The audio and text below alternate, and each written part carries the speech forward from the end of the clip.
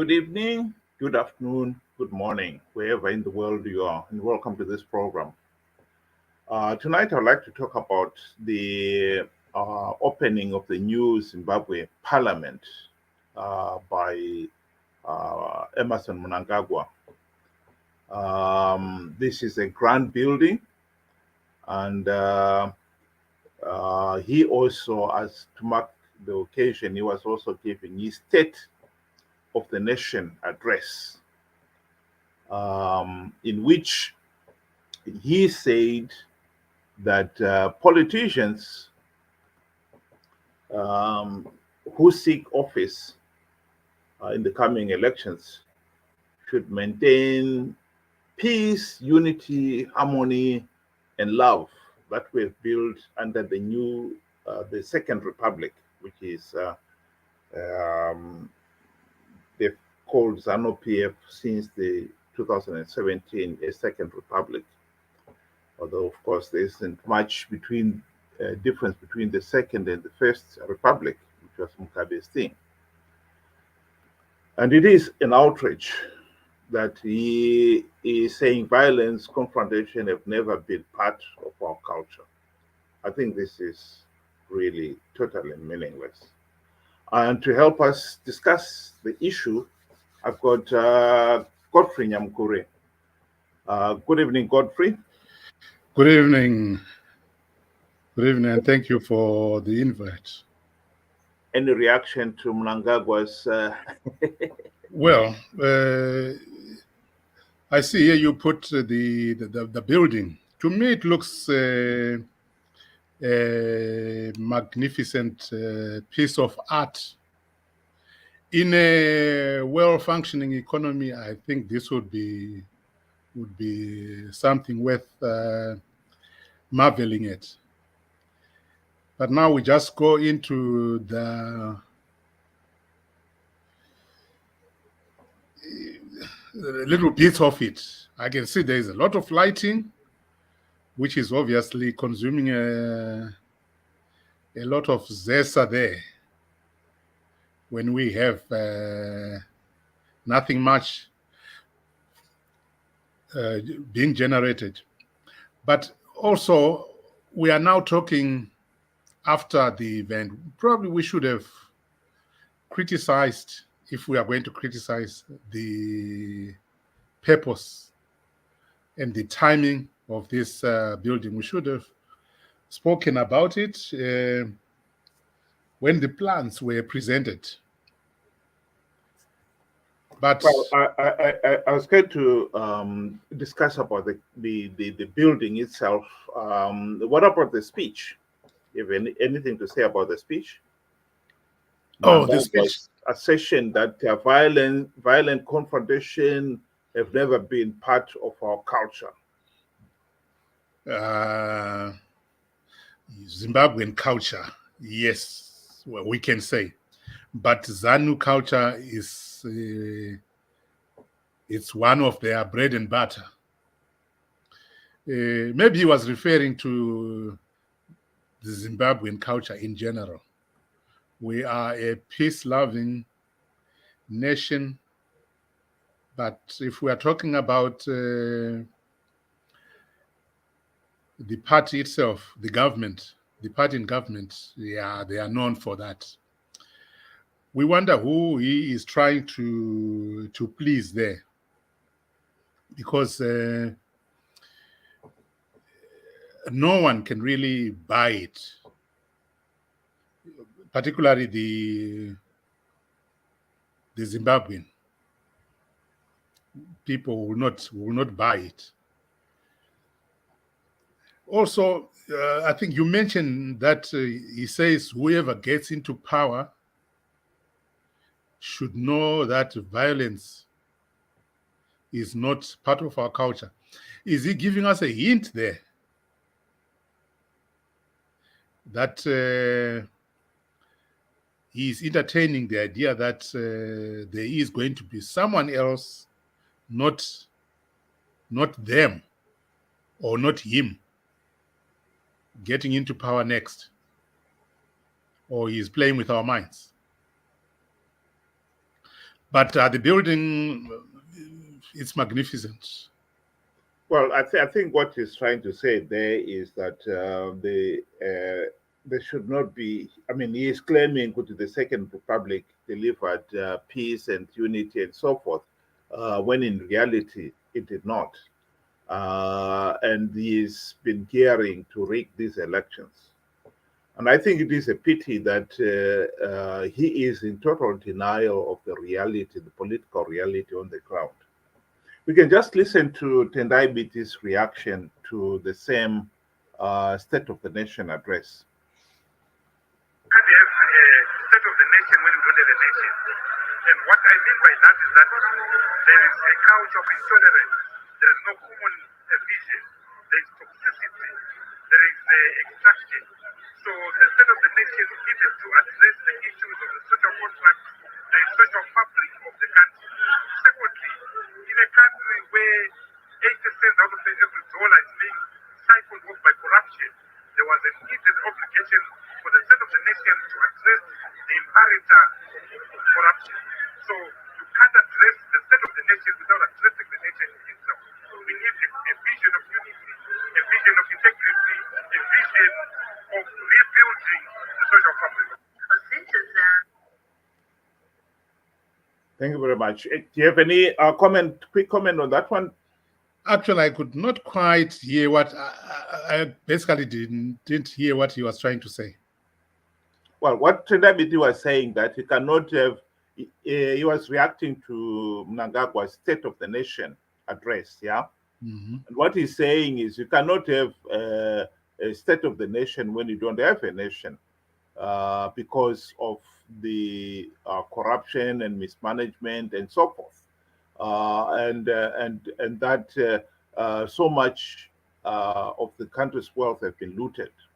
That's what Tendai Biti was talking about there. Okay. I think he's absolutely right.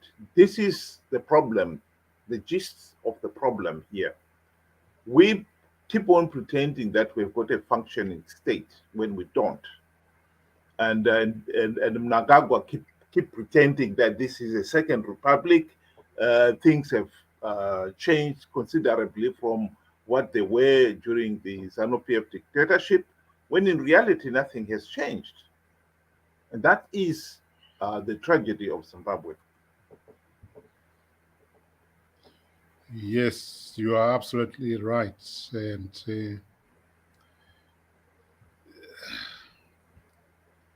that's why I'm saying you was maybe talking to people who do not understand or it was aimed at other people, because no one would take him serious when he says such things. No ordinary person would take him serious.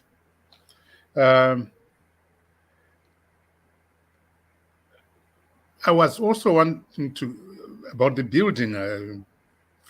There's a lot that could have gone behind there. Firstly, the funders. Yeah. Yeah. Just a quick reaction to before we go into the building, to Tendai Biti's comment there. I think it is important also for the Zimbabweans to understand that we have got here Tendai Biti. Only the other day we were looking at his speech in 2015, where he was saying himself, we should not keep on participating in an election process that is so flawed that ZANU-PF will always win with a supermajority. And once in parliament, they can do whatever they like. And what we are seeing here is Tendai Biti again saying the same platitudes, condemning this present regime as we have no nation here. And yet, he is gearing himself, and his colleagues are gearing to participate in the 2023 elections when they know they're going to be rigged. We can't keep on going round and round in circle over the same issue. And I think that point is got to be made. Yes, you are right there. If he says there is no nation to talk about, in other words, there is no basis for holding anything that is systematic, that is that can be relied on. If he says there is no nation to talk about, then as you say, why then want to participate in something that is not supported by a functional nation? So yes, he contradicts himself sometimes when he says such things.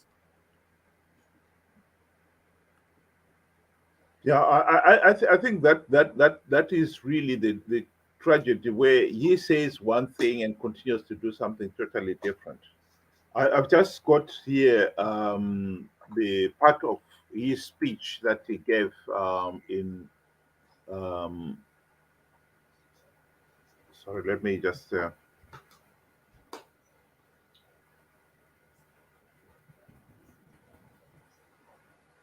Add it on as a title there so that the people can see it. There it is. No, sorry, that is the one I want. This is the diabetes quote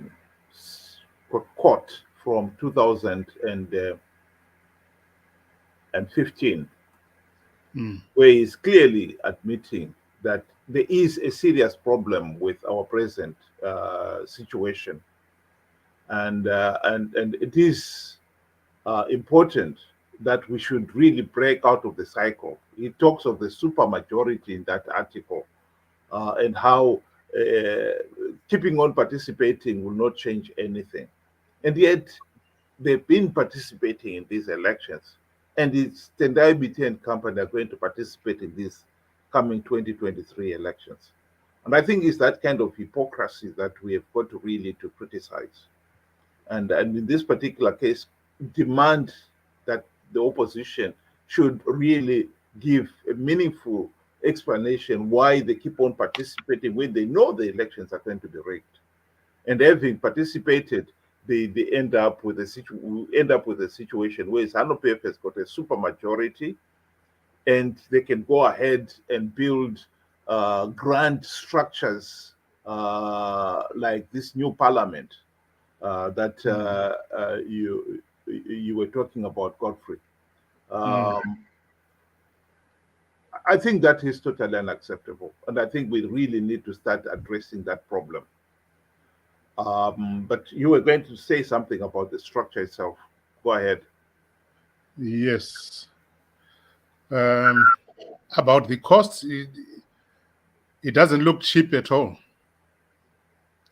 And also it doesn't, constructing, and it doesn't look cheap running it and maintaining it.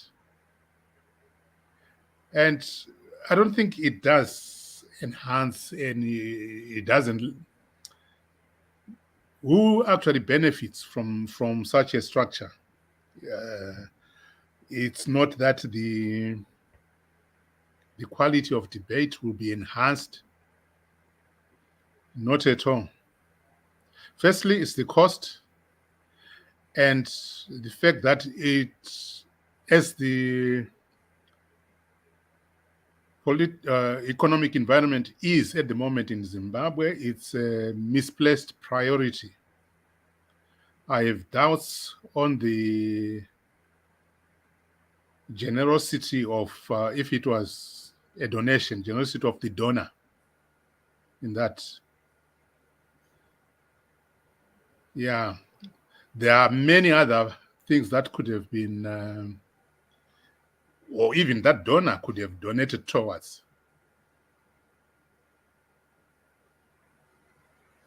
Well, this is another view of the speaker's share there, the grandeur of the building. I think it cannot be denied that this is an incredibly rich structure. I think the cost was something like 200 million US dollars. the beauty of it, the grandeur of it, the majesty of the whole building is unbelievable. But this is something that we in Zimbabwe should be familiar with, because our ZANU-PF in particular, but in other African countries is the same actually.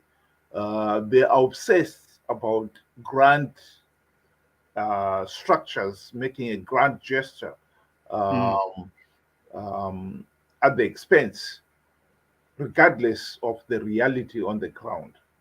Because when you look at a building like that, and then you realize that in Zimbabwe we have got even the hospitals that we inherited at independence, Pilo Hospital, Parenyatwa Hospital, they were really Parenyatwa in particular was a five-star hotel, a five-star hospital at independence, and yet today it's in a sorry state.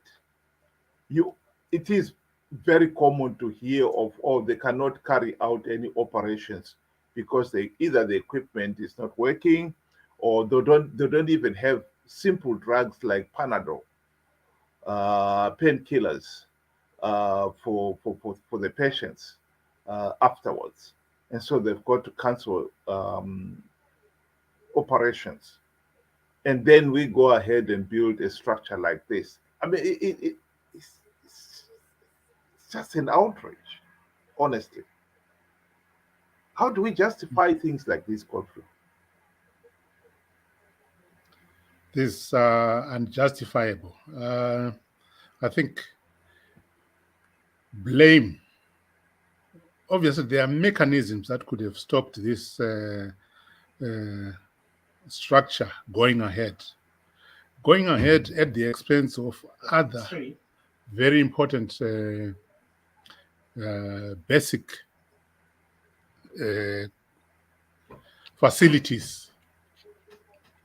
This structure stands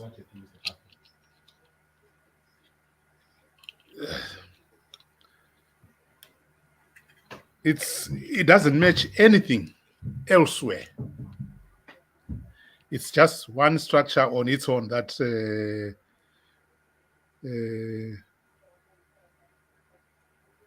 there's nothing else to support it. Nothing on the ground that supports this. It just promotes the people who are in power. They are the ones that are going to just benefit. To be quite honest, this is not the first time we have seen this level of opulence. This, to some of the listeners who may not be familiar, this is the late Robert Gabriel Mugabe's blue roof mansion in Harare. I mean, it's a commanding structure, and it's a house just for a family. You know, you would think it's a hotel or a hospital, but it's not. It's just a house for one individual. Some people estimate it at having costed a staggering 2 to 4 billion US dollars. And this is where when his daughter got married, she had their wedding there. And rumor has it that there were containers that came with materials for the wedding. I mean, it's a big house, as we can see, and they had even the audacity, according to some people, to change the curtains of the whole house to match her color choice for the wedding, for the dresses and so forth. And you can imagine the cost of the curtains alone.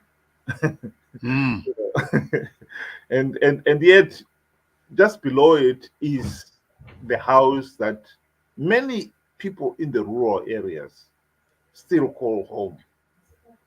I mean, this is heartbreaking. You know, somebody spends so much money on such an opulent uh, house, uh, and yet the voter lives in a mud, grass-thatched hut. And we can see another hut actually in the distance there. That would be the neighbor, and That that's would where be. the neighbor lives. Mm, And I think this is really tragic, really tragic. The indifference of our politicians. This new parliament, to me, is no more than the extension of the the greed that led to the building of the blue roof mansion. And by the way, from what some people have been saying, Grace Mugabe is hardly ever in that mansion. She spends most of her time either in Dubai or in Singapore. She's hardly ever there. So at the present moment, the whole mansion is literally deserted. So in a couple of years' time, due to lack of maintenance, it will all start falling apart. And yet we've spent 4 billion US dollars building it. mm. What a waste! What a criminal waste of resources. It is. It is. It is criminal, really, to build such a structure as a residential structure for a family. Yeah, we can also look at the cost. The cost of that, as you said, it was running into billions. Obviously, eh, it was not hard and money that built that. Some funds were coming from, whether it was a donor, the donor would not just fund that for nothing. If it was his funds, obviously, as we have spoken, it was through corrupt means. And the people next to him as he was building that, they should they should stand up really and say, maybe even just do an audit, an eye audit, and say, no, no, no, there's no way you can build such a mansion. We know how much you earn, and obviously they should have investigated him. They should have asked him to explain really, because it is obvious that those funds were not from even if they were taxpayers' money. Obviously, then other sectors suffered because of that misplaced funding. Well, to be fair, actually, Mugabe's Blue Roof Mansion is just an example of the extravagance of the regime.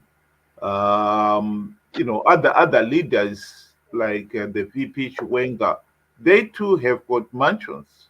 Um, Mm. when he was married to now his divorced wife Mary, he Mm. had the mansion in Harare, which he called C&M. And when they started having their divorce proceedings, he moved out of there, and then, according to the reports, she was moved out of there, and is literally um, uh, said no, she could not move in. And ultimately, what has since happened is he himself has moved out because he has built yet another mansion, which he calls the White House, and it does look like the White House, all right. And you said to yourself, so he had more money to build yet another mansion, Ah, and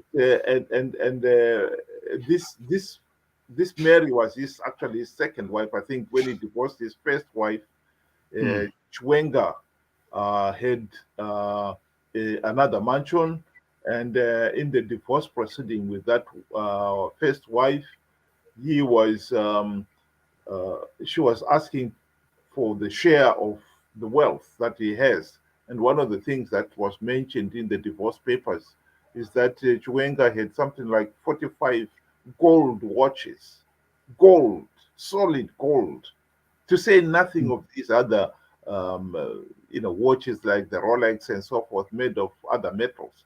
This is a gold watch. This is the level of opulence and wastefulness that this regime is characterized by. Mnangagwa has got a mansion of his own, and his has never been really discovered because, or described in detail, because it's well hidden. Um, and right now, since he became president, there's a rumor that he's building actually a bunker, an underground structure, uh, bomb proof. That's how scared he is of being, um, you know, facing another coup.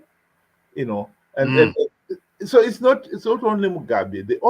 The wastefulness has been endemic in the whole ZANU-PF leadership. And this parliament is just another one of those where the ruling elite look at themselves as they need to have offices and working environments that are grand, even at the expense of uh, basic structures like schools, hospitals, universities being neglected because of decades of underfunding. I think that is the tragedy of Zimbabwe. Yes, you are very right. We don't have people that call for accountability. That's why they just get away with such things. Such structures really would call for inquiries. Even the donors themselves, the people funding it, they should be able to ask why they are going to such an extent building a house when Parerenyatwa, for example, Mpilo or Central Hospital, they are in a sorry state. People should be able to ask questions. But for them, because there is no one to answer to, they just do what they want. And they just leave you to guess where the funds are coming from, which not many will tell that it's really coming from corruption. It's funded by corruption. Well, I mean, I think in this particular case, for this parliament, according to the reports, the government says it was funded by the Chinese. But of course, the Chinese would not be funding such a grand structure, if SANU-PF did not ask for it, and if the Chinese were not getting something indirectly, Something out of it. yeah, directly or indirectly out of it.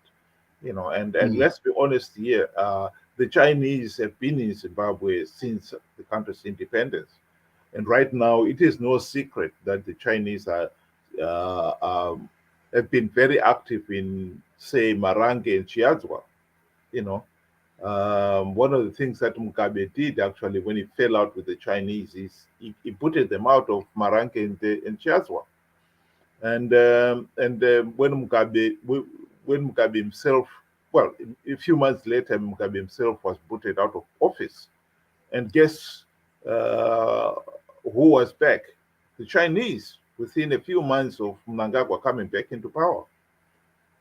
So the Chinese, this uh, gesture of, they give it as a gift, but in reality, Zimbabwe has paid for it directly or indirectly. Mm. It's a thousandfold, and that is the tragedy. And in this particular case, of course, they know what they want to please those in power, for them to be able to continue to enjoy the looting in Marange, Chiadzwa, and they've since expanded their activities into other areas, looting platinum, lithium, uh, into energy generation and so forth. So the Chinese are making themselves indispensable to the ruling elite in Zimbabwe. Mm. Purposes of their continued rule, and retain, of course, the ZANU-PF is also making themselves indispensable to the Chinese, because you can bet that the coming elections, 2023, the Chinese will once again play a pivotal role in bankrolling ZANU-PF, directly or indirectly. Um, Anyone who is benefiting from the grant looting that is taking place, of course, they will have an invested interest in making sure that ZANU-PF stays in power. Mm. So that is the tragedy for us. We are now caught in this situation where change in Zimbabwe is going to be even more difficult because corruption has become so rampant, and that is the reality of it. Yeah, Your last closing remarks, Godfrey? y- you are very right. This structure is mortgaged Zimbabwe one way or another for the next number of years will be mortgaged. If the Chinese really want to be felt by the voter, they should invest in the Parinatra or such structures where the voter benefits. They can't have such a donation for nothing. They are pleasing the ZANU leaders. No benefit is going to the voter, the person that matters. And also the Chinese will know that it's only ZANU itself that will appreciate this donation. If they go out, maybe the next government may not appreciate this help. So by all means, they will try to maintain that relationship with ZANU and keeping ZANU in power as well, as you say. Well, the truth of the matter is that the Chinese do not have to worry about the electorate, because the electorate in Zimbabwe have never uh, made any meaningful decisions in terms of who rules the country. If you rig the election, you don't worry about the voters then. But the other thing I just wanted to point out here is that you can see the size of the building, um, and we're supposed to have uh, 210 elected members of parliament, Mm. and the building there is definitely designed to accommodate a whole lot more than that. Mm. So I think we are going to face a reality where there's going to be a, an acceleration of the numbers of members of parliament, senators, ministers, and so forth. And we end up with more chiefs than Indians in Zimbabwe. And Mm. all of them, of course, once they've been elected, they all want cars, they all want mansions, they all want a life of total luxury. And the electorate are going to be left further and further behind, um, unless we change the present situation in Zimbabwe. Really, there is absolutely no hope in the country. Yeah, sure. This structure is going to attract more costs. Just trying to fill it up itself with ministers, members of parliament, and so forth. All that also brings extra costs to the nation. So that, apart from the cost of construction, is going to cost quite a lot to fill it up and to maintain. Okay, thanks very much, Godfrey, and thanks very much to the listeners. And we would like to close it down at this point. And we will meet on another occasion. Thanks. Good Thank you. afternoon, good evening, good morning. Thank you. Bye. Thank you.